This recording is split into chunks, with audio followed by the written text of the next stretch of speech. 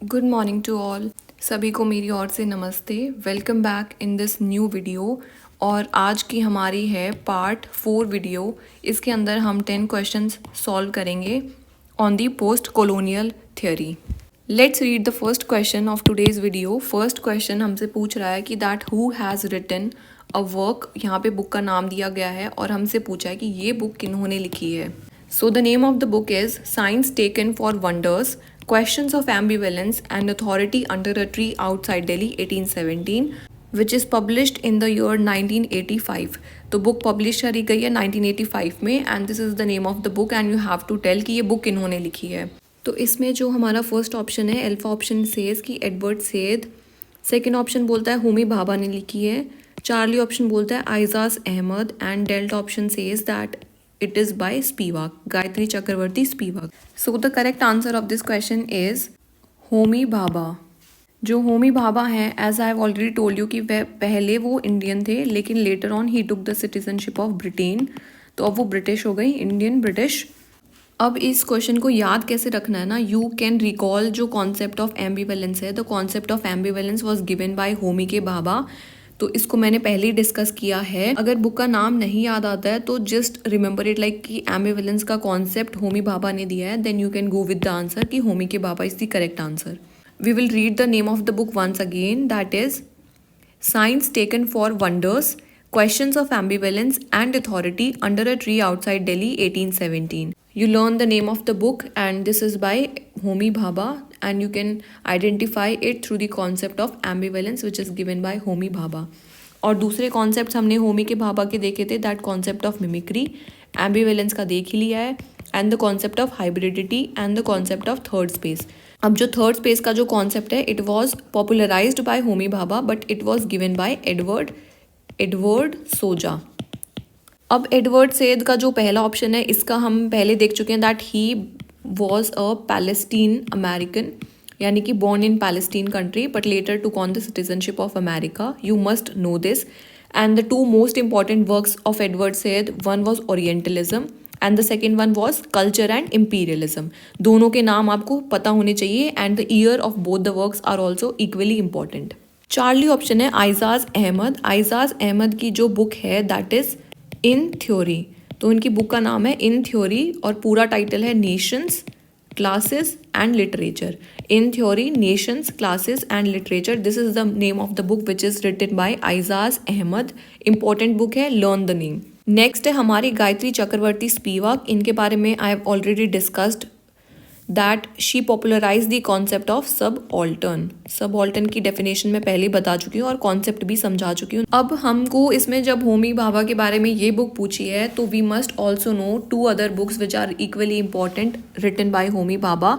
एक बुक है जो आपको नाम याद होना चाहिए, that is nation and narration.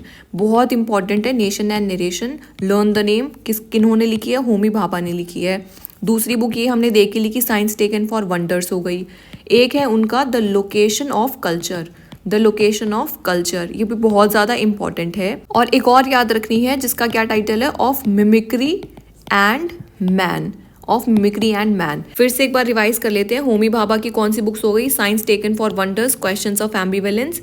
दूसरी हमने देखी नेशन एंड नरेशन, और फिर देखा the location of culture, and the last one is of mimicry and man. तो ये सारी इंपॉर्टेंट है and these book should be on your tips at all times. Coming on to the second question. Second question में हमसे पूछा है, एक concept दिया है, the concept of white man's burden is associated with home. Comparatively easier question है, white man's burden. तो हमें बताना है कि जो वाइट मैन बर्डन है, पहले हमें इसका मीनिंग पता होना चाहिए कि वाइट मैन बर्डन होता क्या है, और फिर हम बताएंगे कि ये कॉन्सेप्ट किन्होंने दिया है। So first of all you must know कि जो वाइट मैन्स बर्डन है ना, उसके नाम के अंदर ही उसका मीनिंग छुपा हुआ है, दैट इज वाइट मैन का बर्डन। तो वाइट मैन का जो बर्डन कौन है, burden are the colonised people. Okay, तो जो वाइट मैन बर्डन है, this term is associated with the Philippine American war. अब जो वाइट मैन्स बर्डन है ना, ये कॉन्सेप्ट दिया है रूडयार्ड किपलिंग ने। रूडयार्ड किपलिंग ये ब्रिटेन से बिलोंग करते हैं, तो ब्रिटिश हैं, और इन्होंने क्या बोला है ना, फिलिपाइन अमेरिकन वॉर में क्या बोलना चाह रहे हैं कि जो अमेरिकन है, the American they have the burden, क्योंकि ये वाइट लोग हैं, now they have the burden to guide and civilise the Philippines. Philippines कहाँ है? This country is located near Thailand. Thailand पता ही होगा आप सबको कहाँ लोकेटेड है, तो उसी के कंट्री के पास हमारी ईस्टर्न साइड पर ही फिलीपाइंस कंट्री लोकेटेड है। एंड रूडयार्ड किपलिंग क्या बोलते हैं कि जो अमेरिकन है ना, उनके ऊपर बोझ है कि वो जो फिलीपाइंस के लोग हैं वो उनको गाइड करे, उनको सिविलाइज करे, तो इसीलिए इसको वाइट मैन्स बर्डन बोला गया है। और यही वो डेफिनेशन देते हैं जब भी वो किसी कंट्री को कॉलोनाइज करते हैं ना, तो वो यही डेफिनेशन बोलते हैं कि भाई हम तो आपके रिसोर्सेज लेने के लिए नहीं आए थे, बल्कि हम तो आपको सिविलाइज बनाने के लिए आए थे। आप बहुत बारबैरिक नेशन हो और हम आपको सिविलाइज करेंगे। तो now you can see the what is the ideology और what is the thinking of Rudyard Kipling. ये रूडयार्ड किपलिंग जो है, अगर आपको नहीं पता है, this person is the one who has written the book the jungle book. तो ये द जंगल तो किन्होंने सभी ने देख रखी होगी। तो नाउ यू कैन रिकॉल कि रूडयार्ड किपलिंग कौन है और उनके कैसे विचार हैं। And he has given the concept of white man's burden which is related to the Philippine American war. One more thing that you have to remember कि जो रूडयार्ड किपलिंग है, he was awarded the Nobel prize. ये भी question पूछा जा सकता है कि उनको नोबेल प्राइज कौन से ईयर में मिला है। उनको नोबेल प्राइज 1907 में मिला था। तो यू हैव टू लर्न कि जो रूडयार्ड किपलिंग है, जिन्होंने जंगल बुक लिखी है, उन्होंने ही वाइट मैन बर्डन का कॉन्सेप्ट दिया है और उन्हीं को ही नोबेल प्राइज मिला था 1907 में। और जो वाइट मैन बर्डन है, this is a poem, okay, this is a poem है। And this poem was published in the year 1899। The year is not important, but just remember कि एक पोएम है which is written by Rudyard Kipling. अब बाकी options पे भी नजर मारेंगे। पहला हमारा ऑप्शन है मैकले। मैकले को सब लोग जानते ही होंगे because he is associated with the 1835 में क्या दिया इन्होंने? Macaulay's minute. What it is? Macaulay's minute. Macaulay's minute क्या बोलती है कि इंग्लिश एजुकेशन को प्रायोरिटाइज करा था इन्होंने इंडिया में, जब डिस्कशन चल रहा था and there was an ongoing fight कि जो इंडियंस हैं उनको वर्नाकुलर लैंग्वेज में पढ़ाना चाहिए कि उनको इंग्लिश लैंग्वेज में पढ़ाना चाहिए। वर्नाकुलर लैंग्वेज होता है कि जो वहाँ की जो लोकल लैंग्वेजेस हैं उनमें, लेकिन जो मैकले है उन्होंने बोला कि भाई हम उनको इंग्लिश एजुकेशन देंगे, हम उनको इंग्लिश में ही पढ़ाएंगे। So he is famously known for the Macaulay's minute of 1835 which is very very important. Next है हमारा ऑप्शन रॉबर्ट यंग। जो रॉबर्ट यंग है, he is an American actor, but that is not important here. हमें writer के perspective से देखना है। तो जो रॉबर्ट यंग है ना, he is what? He is a British post colonial theorist. तो इनका नाम आपको पता होना चाहिए कि जो रॉबर्ट यंग है, he is what? He is a British post colonial theorist हैं ये भी। और इनका जो एक कॉन्सेप्ट है वो हम अगले क्वेश्चन में डिस्कस करेंगे इन डिटेल। लास्ट ऑप्शन देख लेते हैं, Henry Lewis Gates. Last option है हमारा हेनरी ल्यूइस गेट्स। ये हेनरी ल्यूइस गेट्स हैं जो ये एक अमेरिकन क्रिटिक हैं। It is not so important, but just remember कि मैकलेज का मिनट याद रखना है। रॉबर्ट यंग को आगे बताऊंगी। रूडयार्ड किपलिंग का जो पोएम हो गया वाइट मैन्स बर्डन, इतना सब याद रखना है इसमें। Coming on to the next question. Next question में हमसे पूछा है that when was the journal tricontinental launched which according to Robert Young is the founding movement of the post colonial theory. तो this is really very important question. तो इसमें हमसे पूछ रहे हैं कि ये जो जर्नल है ना, जर्नल का क्या नाम है? Try continental. ट्राई कॉन्टिनेंटल यानी कि 3 कॉन्टिनेंट से रिलेटेड ट्राई कॉन्टिनेंटल लॉन्च्ड। तो हमें बताना है कि कौन से ईयर में ये लॉन्च किया गया था। और जो ट्राई कॉन्टिनेंटल जर्नल है, इसके बारे में जो रॉबर्ट यंग है, व्हाट ही सेइंग कि दैट दिस जर्नल, जो ट्राई कॉन्टिनेंटल जर्नल है, it is the founding movement of the post colonial theory. इससे पहले हमने स्टडी किया था कि फाउंडिंग टेक्स्ट किसको बोलते हैं हम? ओरिएंटलिज्म को। ओरिएंटलिज्म किन्होंने लिखा था? एडवर्ड सैड ने लिखा था। लेकिन अकॉर्डिंग टू रॉबर्ट यंग, जो फाउंडिंग मूवमेंट है ना हमारा पोस्ट कॉलोनियल थ्योरी का, that is this journal, that is try continental. तो हम बताएंगे कि अब जो ट्राई कॉन्टिनेंटल जर्नल है वो कौन से ईयर में फाउंड किया गया था। सो the correct answer of this question is 1966। जो हमारा 1966 ईयर है, इसके अंदर हमने ट्राई कॉन्टिनेंटल जर्नल की फाउंडेशन हुई थी। अब जो ट्राई कॉन्टिनेंटल जर्नल है ना, it is associated with the left wing. आपको पता होगा कि एक राइट विंग होता है, एक होता है हमारा लेफ्ट विंग। जो राइट विंग होता है वो थोड़ा सा ऑर्थोडॉक्स होता है, लेकिन जो लेफ्ट विंग होता है it is liberal. L for left, L for liberal. तो ये लिबरल पॉलिसीज़ में बिलीव करते हैं लेफ्ट विंग वाले। तो जो ट्राई कॉन्टिनेंटल है, it had some left wing ideologies and it is associated with OSPAAAL। इसकी फुल फॉर्म क्या है? दिस स्टैंड फॉर O से हमारा ऑर्गेनाइजेशन, S से सॉलिडारिटी, P से हमारा people and these AAA they are really very important क्योंकि यही हमारे ट्राई कॉन्टिनेंटल का पार्ट है। दैट इज एक से हमारा हो गया एशिया, दूसरे से हमारा हो गया Africa and third stands for the Latin American. Okay, तो एशिया आपको पता ही है क्या होता है, एशिया जो हमारा कॉन्टिनेंट हो गया, अफ्रीका कॉन्टिनेंट भी आपको पता है। नाउ लैटिन अमेरिका क्या होता है? Latin America are those countries which belong to the American continent, जैसा कि नॉर्थ अमेरिका और साउथ अमेरिका कॉन्टिनेंट से बिलोंग करती हैं, but these countries are the ones who speak the languages which are derive from the Latin language. Okay, तो जो Latin language है ना, उससे जो लैंग्वेजेस डिराइव होती है, जैसे कि हमारी स्पेनिश लैंग्वेज हो गई, स्पेनिश, या फिर हमारी पोर्टुगीज़ जो लैंग्वेज है, तो ये जो लैंग्वेज है ना, इनका जो फाउंडेशन है वो लैटिन लैंग्वेज से आता है। तो लैटिन अमेरिकन वो कंट्रीज हो गई जो अमेरिकन कॉन्टिनेंट में लोकेटेड है और जो लैटिन से डिराइव्ड है उनकी लैंग्वेजेस। तो जो ये हमारा ट्राई कॉन्टिनेंटल जर्नल था ना, this was associated with these three regions, that is Asia, Africa and Latin America. Let us revise the question again. तो जो रॉबर्ट यंग है वो क्या बोलते हैं कि जो ट्राई कॉन्टिनेंटल जर्नल है ना, this journal is what it is the founding movement of the post colonial theory. और जो ट्राई कॉन्टिनेंटल जर्नल है, this was published in the year 1966 और लेफ्ट विंग से एसोसिएटेड है, और AAA denotes for Asia, Africa and Latin America. Let's come to the fourth question. Fourth question में यहाँ पर एक बुक का नाम दिया गया है और हमसे पूछा है कि that this book was written by whom। The name of the book is A Critique of Post-Colonial Reason, which is published in the year 1999. Is it written by Edward Said? Edward Said, Palestine American, known for the book Orientalism and Culture and Imperialism. Robert Young, अभी हमने बताया कि वो try continental journal को बहुत ज़्यादा praise कर रहे थे। होमी भाभा का nation and narration and Science Taken for Wonders, which is an important work, and different works that we have already discussed. Gayatri Spivak. तो इनका जो आंसर है, A Critique of Post-Colonial Reason, this is a book which is written by Gayatri Chakravarti Spivak. So this is a book which is written by Gayatri Chakravarti Spivak, और जो इसका full title है, ये half title है, A Critique of Post-Colonial Reason। इसके आगे की जो हेडिंग है, that is Towards a History of Vanishing Present। ये इसका पूरा टाइटल हो गया, a critique of post colonial reason towards history of vanishing present. Coming on to the fifth question. Fifth question में the book figures in black, word science and racial self was written by whom। Again this is really very important question. Book का नाम फिर से हम read करेंगे, figures in black, words, science and the racial self, this is the name of the book. और पूछ रहे हैं कि क्या ये रॉबर्ट यंग ने लिखी है या फिर Henry Lewis Gates, Edward Said and Frantz Fanon.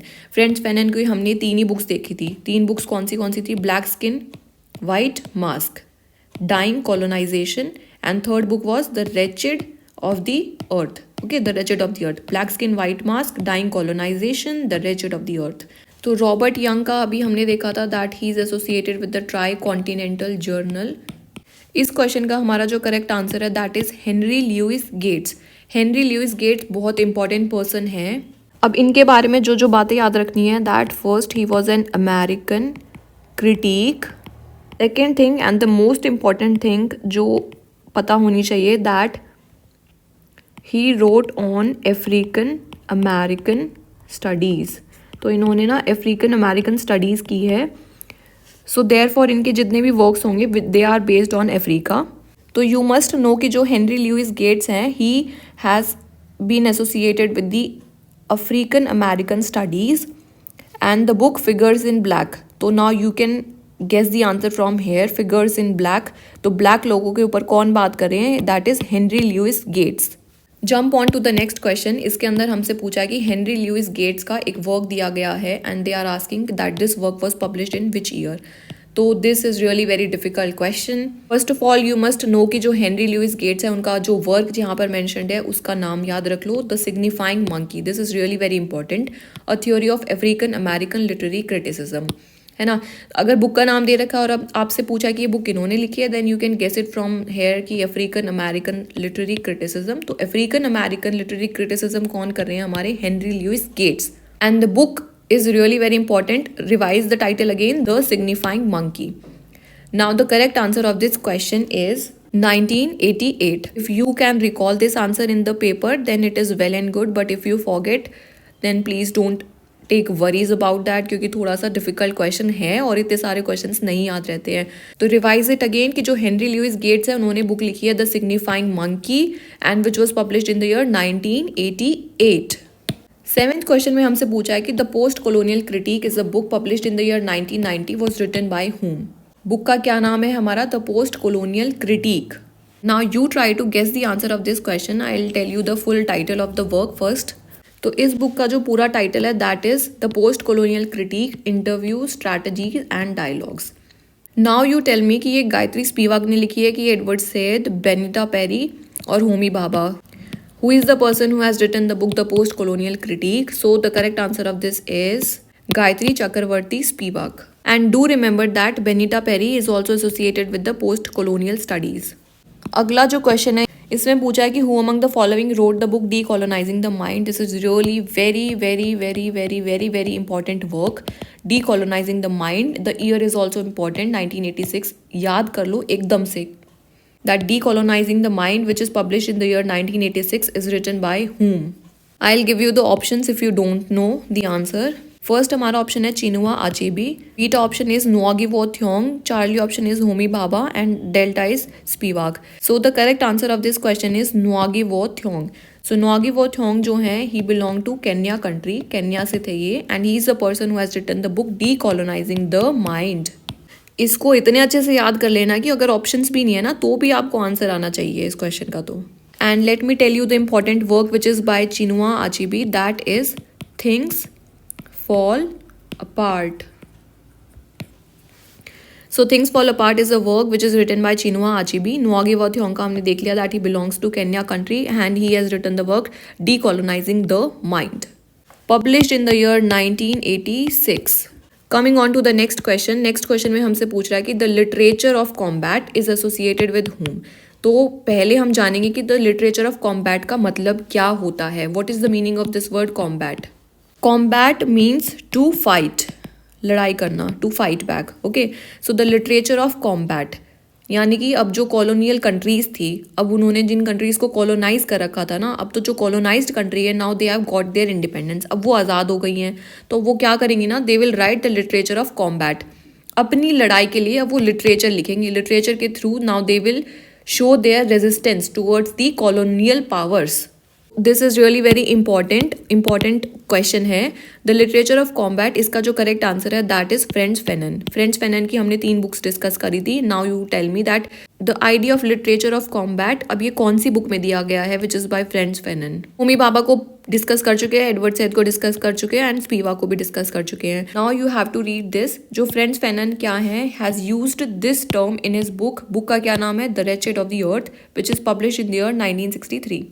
This is really very important book, The Wretched of the Earth, in which he speaks of the national literature, a literature which takes up and explore the themes that are nationalist, and this is called the literature of combat। कि जो Nations हैं उनको अपना खुद का literature produce करना चाहिए, और इस लिटरेचर को क्या बोल रहे हैं Frantz Fanon, that this literature is called as the literature of combat because it calls on the whole people to fight for the existence as a nation. यानी कि सभी के सभी लोगों को साथ मिल करके लिटरेचर प्रोड्यूस करना है to fight for the existence as a nation, अपने लिए, for their existence, to protect their culture. तो ये मतलब हो गया फ्रेंच फैनन का। Remember the name of the book, the wretched of the earth. क्या कॉन्सेप्ट दिया है उन्होंने उसमें? The literature of combat, the literature of combat. Coming on to the last question of today's video, 10th question है हमारा। Edward Syed की एक book दी गई है that is beginnings and they are asking the year. अब बुक का नाम याद रह जाए दैट इज इम्पॉर्टेंट, अगर ईयर नहीं याद रहता है कोई बात नहीं। ये हमारे फोटो में है Edward Syed and I have told you कि वो पैलेस्टीन से बिलोंग करते थे and later on he took the citizenship of America. Now अब जो उनका वर्क है beginnings, this work is published in the year 1975। अब जो बिगिनिंग्स है इसका पूरा जो टाइटल है that is beginnings, intention and method. This is the full title. अगर सिर्फ बिगिनिंग्स दे रखा है ना तो बहुत कंफ्यूजिंग सा हो जाएगा। अगर पूछ रहे कि भाई बिगिनिंग्स किन्होंने लिखा है और ऑप्शंस में दे रहे एडवर्ड सैयद और बहुत सारे अदर नेम्स, तो यू मस्ट नो कि जो बिगिनिंग्स है उसका पूरा टाइटल हो गया हमारा intention and method and it is written by Edward Said और it is published in the year 1975। Thank you to all. I hope all these 10 questions are clear to you all. If you have any doubts then you can ask me in the comment section. In the end I would like to say कि अगर आपको ये question समझ में आए हैं and you really like the video, then please मेरी आप सब लोगों से एक बहुत छोटी सी रिक्वेस्ट है, दैट इज़ कि जब भी आप मार्केट जाओ या फिर आप सब्ज़ी लेने जा रहे हो या फिर आप क्लोथ्स परचेज़ करने जा रहे हो, तो please carry your own bag. हमेशा जो भी बैग है आपका, जो भी आप कैरी कर रहे हो, वो नेचुरल फाइबर से बनाओ, मतलब जूट से बनाओ, क्लोथ का बैग हो, तो please carry that bag. Do not buy the plastic poly bags. वो बहुत ही ज़्यादा डैमेजिंग है for the environment and for the animals. I would like to share an incident with you what happened yesterday night. कल रात में 9 बज रहे थे and I was roaming outside. तो बाहर घूमते घूमते ना मेरी नज़र पड़ी कि एक गाय थी और कुछ कचरा पड़ा हुआ था साइड में, और जो गाय है ना उसने पॉलीथिन को स्वैलो कर लिया, और जब तक मैं उसको रोक पाती उस गाय ने पूरा का पूरा जो पॉलीथिन था ना उसको निगल लिया। And after this incident like उसको मतलब गाय को वो पूरा पॉलीथीन का बैग निगलते हुए देख करके आई फेल्ट सो बैड, और मेरे को मतलब उसको देख करके पूरी हेल्पलेस की फीलिंग आ रही है और लग रहा है कि that I am the person who is responsible for all this. तो मतलब आप लोगों से एक छोटी सी रिक्वेस्ट है यार, जब भी सब्ज़ी वगैरह कुछ भी लेने जाओ या फिर कुछ कपड़े लेने जा रहे हो, तो please carry your bag with your own. Plastic जो पॉलीथीन्स होती है उनको प्लीज़ मना कर दो, और ट्राई करो कि जो प्लास्टिक पॉलीथीन से पहले तो आप उसको रिड्यूस करो कि आप उसको खरीदो ही नहीं, लेकिन अगर आप इमरजेंसी में खरीद भी रहे हो तो उसको अच्छे से डिस्पोज करना is equally important. Please put that garbage in the dustbin. इधर उधर कचरा मत फेंको, और खास करके जो पॉलीथीन्स हैं और जो प्लास्टिक्स है कुछ भी मतलब यार बाहर मत फेंको, क्योंकि अब जो एनिमल्स होते हैं उनको तो खुद पता नहीं होता है और वो खा लेते हैं उस चीज़ों को। Be ready to take that responsibility on your shoulders also. हाथ जोड़ के आप लोगों से विनती करती हूँ कि please reduce the usage of these plastic polythenes and that will really make a change. और ये रिक्वेस्ट मैं सच में मतलब अपने दिल से बोल रही हूँ, because I do feel responsible for that incident that happened yesterday night. अगर आप किसी इंसान को जीवन नहीं दे सकते हो तो आपका कोई हक नहीं है कि आप इधर उधर कचरा फेंको और उस कचरे की वजह से किसी जानवर की जान चली जाए। तो please become a responsible person, responsible citizen and a responsible human. So that's all for this video. Stay fit, keep doing exercise and eat healthy food. I'll see you in the next video with 10 more questions on the post-colonial theory. Goodbye to all.